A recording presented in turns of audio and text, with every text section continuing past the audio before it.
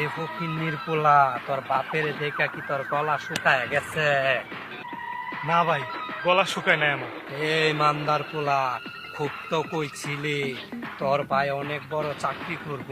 তোর ছোট ভাই তো ওই চিপাই বইয়া সিদ্ধি টানে জয় গুরুর নামে।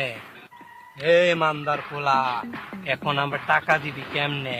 বাঘা ভাই, আর একটা মাস আমার সময় দেন, আপনার টাকা আমি যেমনি পারি আপনাকে দিয়ে দিব আমি। আজকে সন্ধ্যার ভিতরে তোর ওই বাড়িটা আমার নামে লেখা দিবি।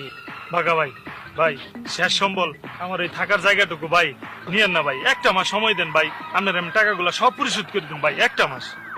এই মান্দার পোলা, তোর কি মরণের চুলকানি উঠছে? এই সারিন্দা, ওর একটা মরণের চুলকানির মলম লাগাইয়া দে। এই, আমি কিন্তু বেজাল পছন্দ করি না, কথাটা যেন মনে থাকে। এই সারিন্দা, চল।